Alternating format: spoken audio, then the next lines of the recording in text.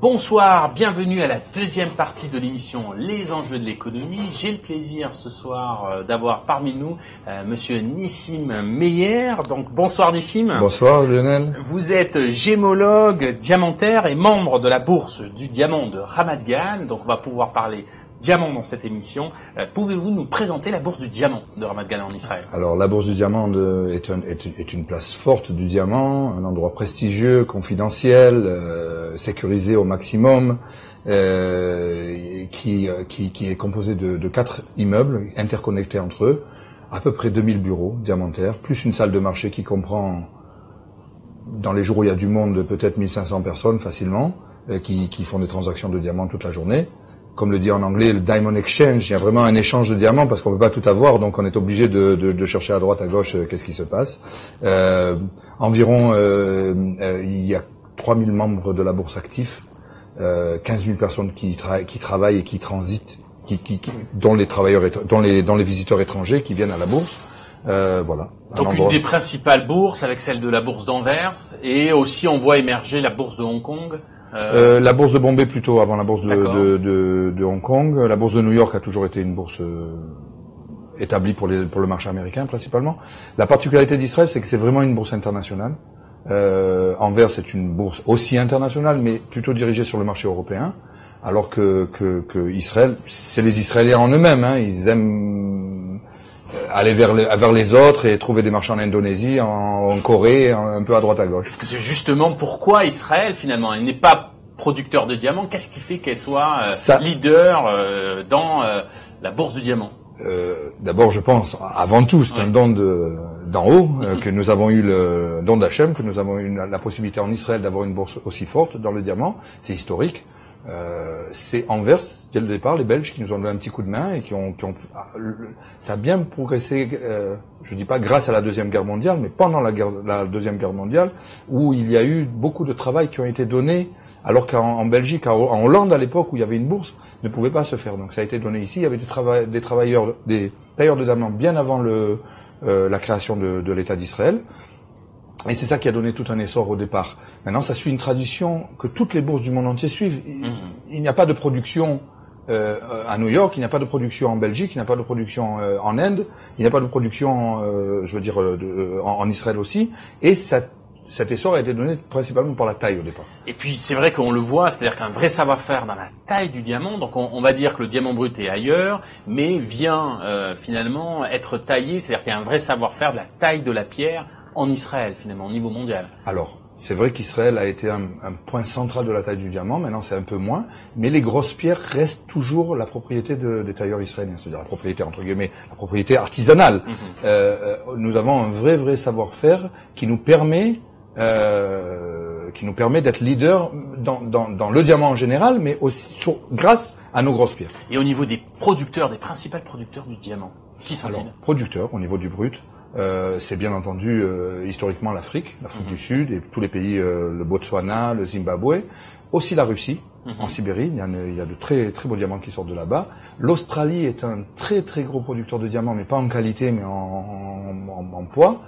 Dernièrement, quand on parle de dernièrement, on parle de 15 ans, 20 ans à peu près, le Canada, voilà.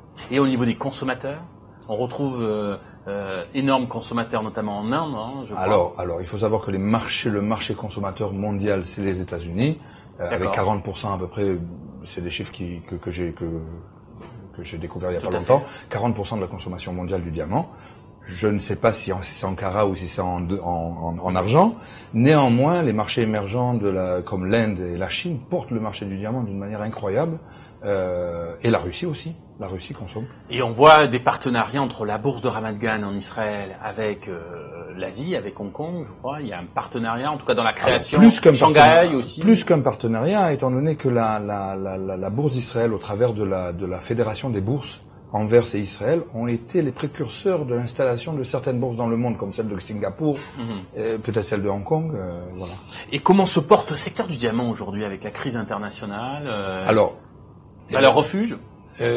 On peut dire, je ne m'avancerai pas totalement là-dessus. C'est une valeur refuge qui fait plaisir aussi, parce qu'il faut dire que ça fait plaisir d'investir sur quelque chose qui fait plaisir. Tant qu'il y aura, à mon avis, et il y en a beaucoup, tant qu'il y aura des mariages, des fiançailles, des gens qui s'aiment, il y aura une consommation du diamant. Et valeur refuge, oui, parce qu'on a vu qu'en 2008, lors de la dernière crise, le diamant a très bien résisté. Les grosses pierres se sont un petit peu effondrées sur le début, mais elles sont reparties, je veux pas dire le mot que tous les Français connaissent bien, comme en 14, en 10, c'est le cas. En 2010, ça a été une remontée spectaculaire du diamant pour les connaisseurs. Le marché de la pierre précieuse reste un marché de connaisseurs au même titre que l'art, que les tableaux, que les choses comme ça. Le marché de la pierre précieuse. Le diamant, c'est un peu plus réglementé et donc ça peut servir plus de valeur refuge avec l'or, bien entendu. Alors, il y a aussi une autre question, un peu sensible. Quels sont les risques de ce métier sur la question de la sécurité? J'étais avec vous à la bourse de Ramat Gan, donc on passe énormément de sas de sécurité. On voit que la sécurité est quand même au cœur de ce métier et de la bourse. Bien entendu, c'est un métier, comme vous l'avez pu le voir, quand vous êtes rentré dans la salle des marchés, il y a des diamants de tous les côtés, du brut, et il faut protéger tout ça. À l'intérieur même de la bourse, nous sommes totalement en sécurité, et tout se passe à l'intérieur de la bourse. Par exemple, je ne me promène pas à l'extérieur avec des diamants sur moi, sauf si j'ai une assurance et que je dois aller vers un salon où généralement je donne un transporteur sécurisé. Tout est centralisé à la bourse, il y a tout à la bourse. Et on le voit, donc on ne peut rentrer en fait dans la bourse que si on est habilité. Et si on est donc finalement particulier investisseur, comment on fait finalement pour pouvoir acheter du diamant? Est-ce qu'on peut acheter du diamant? Comment on peut faire? Bien sûr qu'on peut acheter du diamant. Bien entendu, il y a des lois. En Israël, chaque pays a ses lois. En France, il n'y a aucun problème. En France, dans certains pays, il n'y a aucun problème pour aller voir un professionnel et lui acheter du diamant. Bien entendu, il faut être un petit peu s'être renseigné avant. L'information tourne très vite maintenant avec Internet, et donc on peut vraiment comparer et voir directement qu'est-ce qui se passe. Je conseille quand même aux gens d'acheter directement à des professionnels plutôt que sur Internet sans voir vraiment qu'est-ce que ce truc. Dans cette optique, j'ai moi-même, parce qu'il y a une loi en Israël qui ne permet pas de vendre des diamants aux particuliers pour protéger le secteur de la bijouterie en Israël, c'est parce qu'il y a la bourse, ok. Donc on peut vendre un diamant sur un bijou, donc, et il faut, bien entendu, c'est pas les membres de la bourse qui ont cette possibilité de vendre. Donc, j'ai ouvert une structure qui s'appelle Direct Israel Diamonds, qui permet pas de contourner ce problème, mais qui permet de vendre, en tout cas, de vendre un diamant accompagné d'une bague et avec la TVA, avec une facture, enfin tout ce qu'il faut pour. Et donc finalement un choix qui peut être de particulier, un choix du cœur, mais aussi un choix d'investisseur, c'est-à-dire de placement. Il n'est pas idiot de nos jours. Bien entendu, je fais je conseille ce que je fais pour moi-même. Il n'est pas idiot de considérer pour les personnes, peu importe son patrimoine, qu'il soit petit ou grand. Il n'est pas idiot d'envisager une partie de son patrimoine, que ce soit un diamant pour faire plaisir, ou que ce soit plusieurs pour pouvoir faire face à différentes crises, parce que finalement le diamant est quelque chose qui se porte bien, sur lequel il y a une très forte demande, et donc à mon avis, c'est quelque chose qui va monter. Une petite information importante que j'ai reçue il y a pas longtemps dans une conférence que nous avons eue en tant que diamantaire, c'est que le marché du diamant, finalement, est totalement lié à ce qu'on trouve dans la terre. Ok. Nous n'avons pas découvert de nouvelles mines, et ça me déçoit. Je voudrais qu'on trouve quelque chose, parce que sinon, ça sera un petit peu dur dans le métier. Depuis 20 ans. Maintenant, il faut 10 ans pour exploiter une mine de diamant. Ok. Donc, si on trouve demain une mine, c'est-à-dire en 2012, en 2022, ça sera une mine qui commencera à devenir profitable en fonction de ce qu'on va pouvoir découvrir. Donc on risque d'avoir une forme de rareté finalement de la pierre. C'est ce que les géologues ont tendance à dire, c'est qu'en 2027, si nous n'avons pas découvert de mine entre-temps, et il n'y a aucun signe actuellement qu'on puisse découvrir, 2027, il risque d'avoir pas une pénurie, mais une baisse de la consommation de la production plus exactement du sol. Et donc une hausse des prix concomitante. Il semblerait que ce soit le cas, et c'est déjà le cas, déjà sur le marché. Et on voit une autre tendance, autre question quand même, c'est sur les pierres. Je dirais, on voit des pierres bleues, des pierres, des diamants, un peu colorés, tout ça. Est-ce que c'est une tendance de mode américaine? Voilà, je voulais un peu, on s'était rencontrés, et je sais que vous êtes spécialiste aussi sur les pierres de couleur.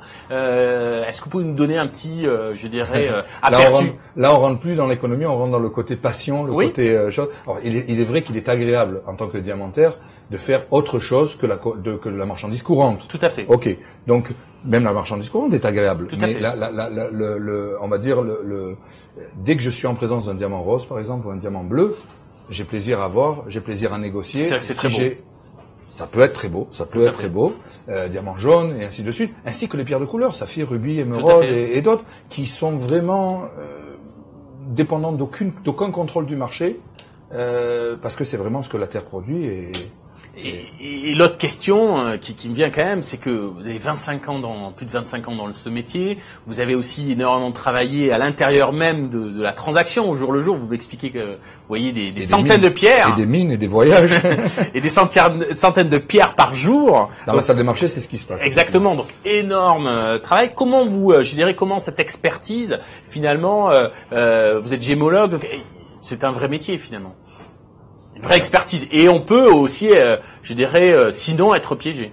Et donc c'est là où les professionnels, la garantie finalement est très importante. C'est un vrai métier, bien sûr, d'être gémologue. Si quelqu'un est attiré par ce métier, il peut l'être, sachant que c'est comme le permis de conduire. C'est-à-dire qu'en ayant le diplôme de gémologie, on sait tout juste, on a l'autorisation de conduire sa voiture. Tout à fait. Toute l'expérience se fait au fur et à mesure des voyages, au fur et à mesure des transactions, au fur et à mesure des rencontres, au fur et à mesure de rencontrer. Même chose dans le brut.